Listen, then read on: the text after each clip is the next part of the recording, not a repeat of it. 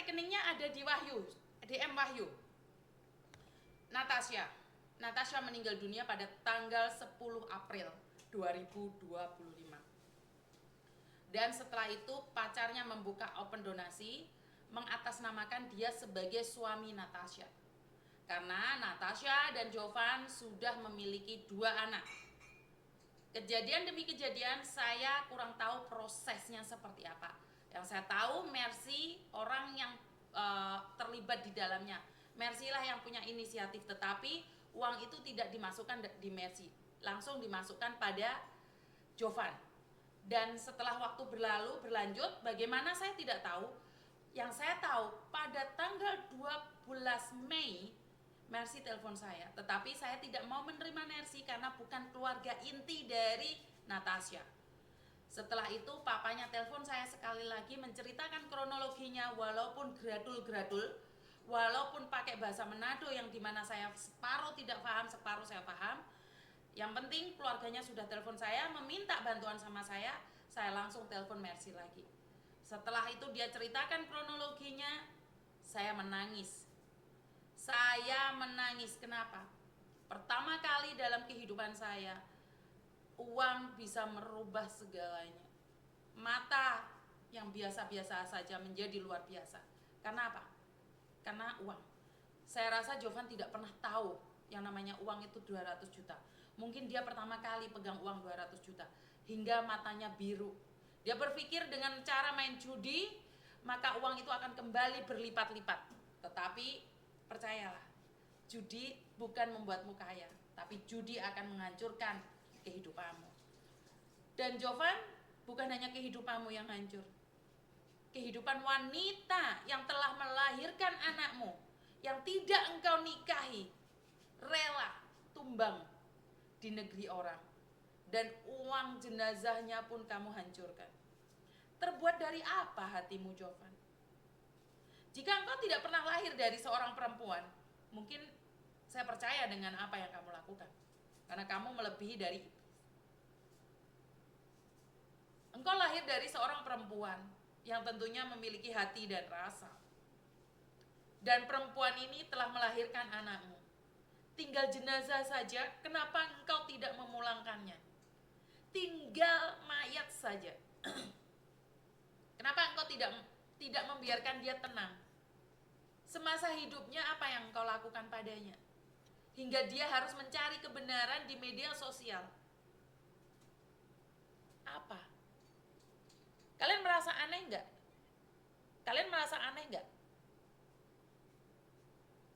Saya secara pribadi sangat memahami kenapa Rizal di awal-awal meninggal dunia itu tidak bisa cepat ditemukan, bahkan minta foto jenazah Rizal pun tidak diberikan. Karena satu, Rizal pernah bilang dia ingin terkenal, sampai akhirnya masuk ke saya dan viral kemana-mana. Ketik saja Rizal Sampurna, maka akan keluarlah dia. Walaupun di hari terakhir dia ingin terkenal, dia masih bisa melakukan cita-citanya. Dan yang saya dapatkan dari Natasha satu, seandainya hari itu Jovan memulangkan jenazah Natasha baik-baik saja, maka kita tidak akan pernah tahu perlakuan Jovan sebelum Natasha meninggal dunia.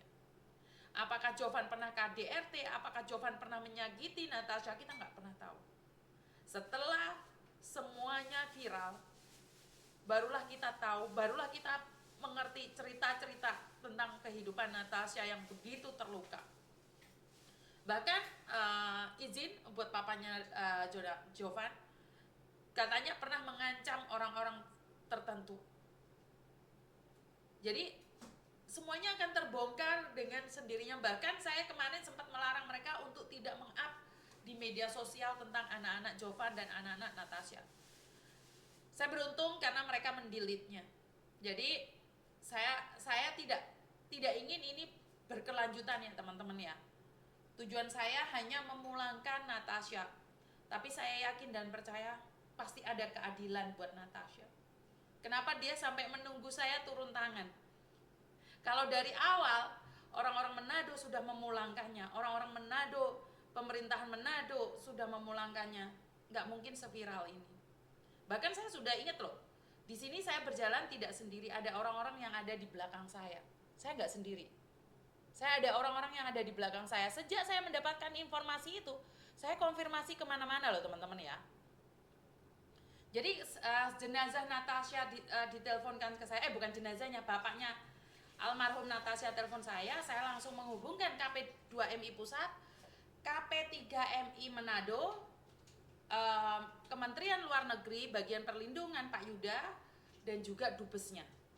Jadi waktu tantenya ngomong suruh tanya uangnya di dubes, kamu kira saya nggak nanya? Saya langsung nanya, karena saya langsung di stick sama Pak dubesnya.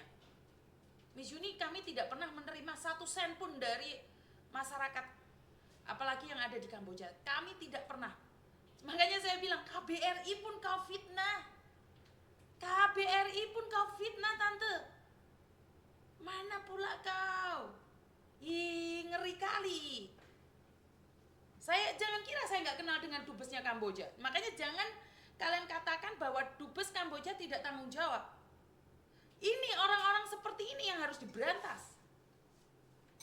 Kalian bilang KBRI tidak tanggung jawab yang ada di Kamboja, KBRI tidak ini, tidak itu. Tanya pada dirimu sendiri. Sudah yakin? Jangan menjadi dongeng-dongeng seperti ini. Ini jenazah, Tante. Sehari ini jika Tante hatinya terketuk, jika hari ini papanya Jovan hatinya terketuk, bantu saya. 1 juta kah, 2 juta kah, atau 1.000 kah? Bantu saya. Bantu saya untuk memulangkan jenazah. Jadi jangan hanya minta maaf dan minta tolong. Bantu saya. Sedikit aja, walaupun cuma 1.000 perak. Walaupun hanya 1.000 perak. Ini saya ngomong sama Tante ya. Tante, saya ngomong sama Tante. Saya minta 1.000 perak, Tante, untuk pemulangan jenazah Natasha. Kau sudah fitnah KBRI. Masa iya kamu nggak tahu? Hah? Jadi kenapa maksa? Saya nggak maksa tantenya Jovan untuk ngasih. Saya nanya, Tante, kalau kamu sudah fitnah boleh dong minta. Uangnya udah dihabisin, saya minta boleh dong. Bener gak sih? Bener gak sih? Karena uangnya udah dihabisin sama anaknya. Boleh dong saya minta 1 juta, masa iya sih 1 juta nggak bisa? Hah?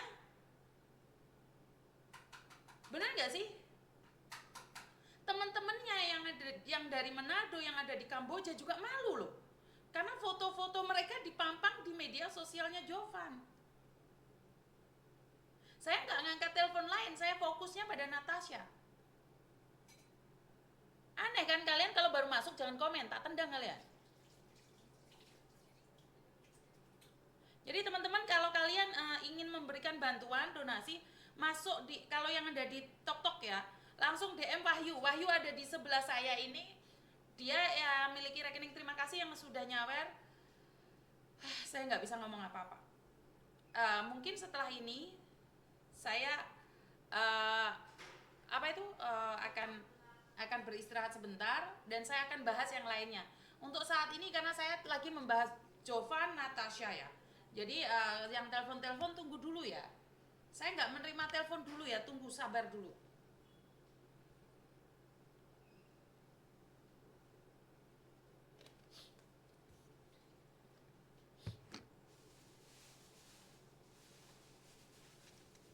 Sampai pilek saya, bukan pilek sih, nangis kayaknya.